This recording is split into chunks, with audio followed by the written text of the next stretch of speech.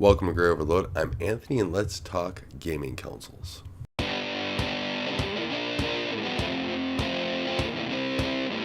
want to talk a little bit about consoles today. I'm probably wrapping a little bit of PC gaming because I do that as well. But we had at E3 here, Microsoft talk a little bit about that they're going to push performance and have another console, and they'll be here in a couple years or so, I'm guessing.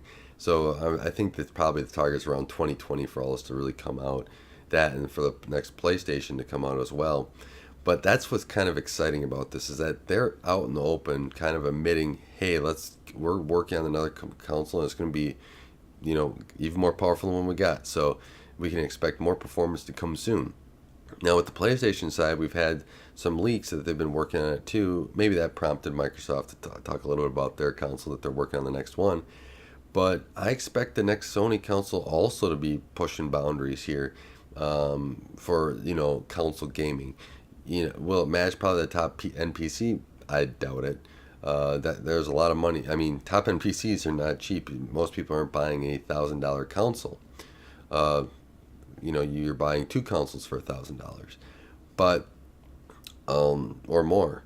But I really think that this is an opportunity for both Sony and Microsoft to kind of do the next iteration, push the boundaries. Sony has their VR system that works, I hear, pretty good overall for people that have tried it. I wish that I could try it and to check it out as well. But that whole system to go forward on it, I think as a console, is that there's more opportunities coming in gaming, and gaming's growing. Microsoft did come out with the accessibility controller. Hopefully Sony does the same thing on that side and really open up the community to get more that people that need accessibility. I think this is a great move that Microsoft did, and hopefully Sony takes and follows this with Microsoft's lead and gets more people into gaming that need that type of controller. And I think it's great for helping build relationships and getting a better connection with somebody that you may not have related to on a different level, but you can relate to on the gaming level. And there's where a lot of this online multiplayer stuff is really starting to grow as a community, and more people are enjoying it, and basically understanding gaming as a whole is not just a thing where you sit down on a computer and you game, but it's also a community, and people can build relationships in that community. I need to do more online gaming. I don't do that much, but every once in a while I like to get on there. I'm not that good at online gaming most of the times because I don't play that often. I'm usually, a lot more just relaxing, when I have time to game. But I really think that gaming has that huge community. Now, with these new consoles, that opens up more, there'll be a whole new round of, sales that they're going to enjoy. I don't expect consoles to ever go back to that 7 to 8 year type system, but I like how that they're evolving over time and updating and still keeping that backwards compatibility. I really hope that these next consoles keep backwards compatible. I think that that's a must. Who knows what they actually think, but keeping backwards compatibility and having those games play. Now, maybe a console over time it gets it ends support, so it doesn't contain the backwards compatibility, but only time will tell if that's the case. So I really think that having the backwards compatibility helps people move forward in a console when they are ready to move, and I think that can keep sales keep on going over time. That's just my thoughts. Now, also, there's a streaming aspect to it. I do expect streaming to come, more and more games to be streamed.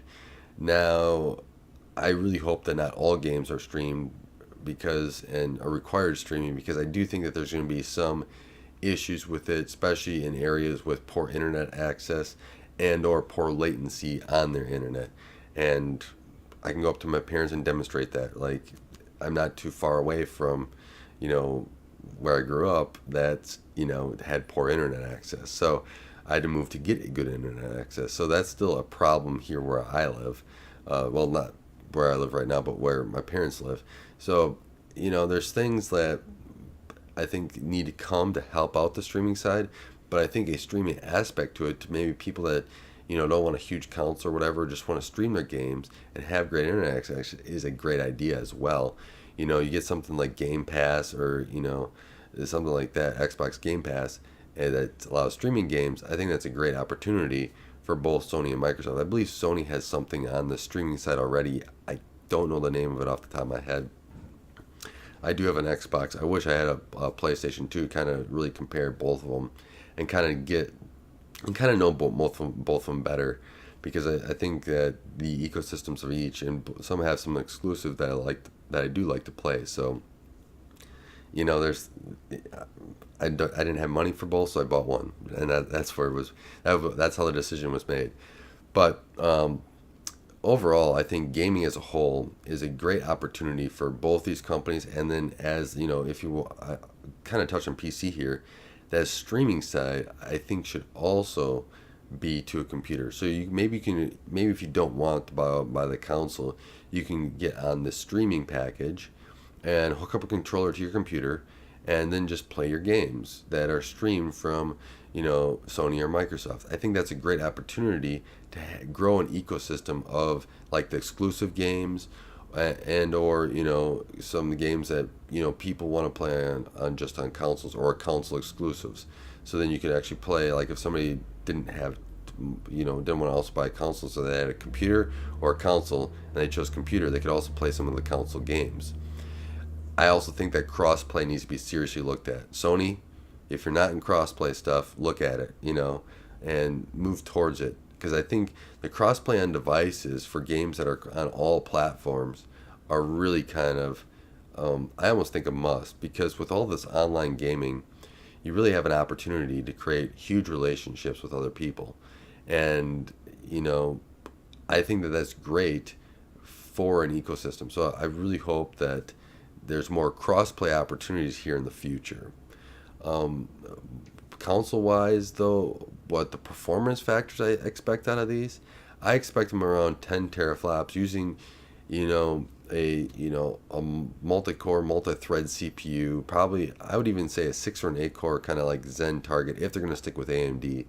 And it sounds like kind of like some of the leaked stuff that's been out there is that Sony is going to be sticking with AMD. So I do think probably Zen Plus, if they're already in development of the console, probably won't be Zen 2 unless they decide to push that into their console and make some changes for that. Because they're starting to work on it, they probably got some of the requirements already done on that side. Even though if it looks like just a PC box, there's some requirements that will get done pretty early there. But on the Microsoft side, if they stick with it, I expect the same thing, probably around 8 core Zen Plus, if they're going to use AMD. If not, we'll see what they actually use. It'll be interesting, but I hope that they maintain backwards compatibility. I wish that almost every game was backwards compatible, and people can just go get them on the store and you download them or play them, and that'd be kind of cool. So I expect something like that powerful, be able to do multiple variable refresh rates, so different types. Maybe you have a console that hit multiple performance levels, like a high end, a medium, and a low.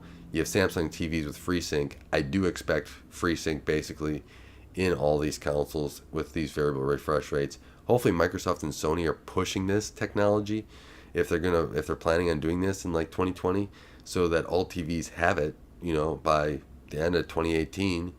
And when you buy a TV, you can expect to have FreeSync, so people, if they upgrade their TV before they have a console that supports FreeSync, they can take advantage of that as well. So kind of a lot of things that I'm thinking in my head that are going to be going, or I hope that go into this. Software wise, I hope there's a lot in performance wise, and I actually hope that this actually helps the PC gaming market.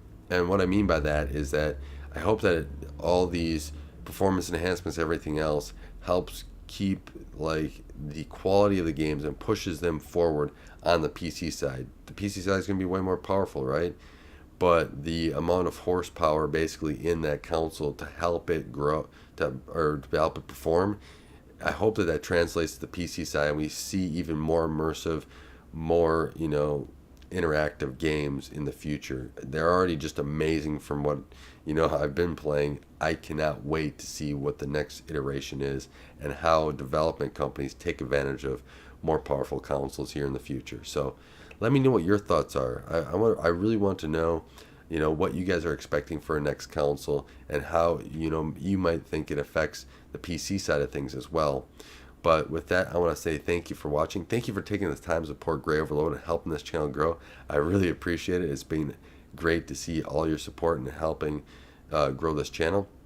And until next time, don't forget to hit that like button and subscribe. Thanks for watching Graya Overload. If you like this content, be sure to subscribe.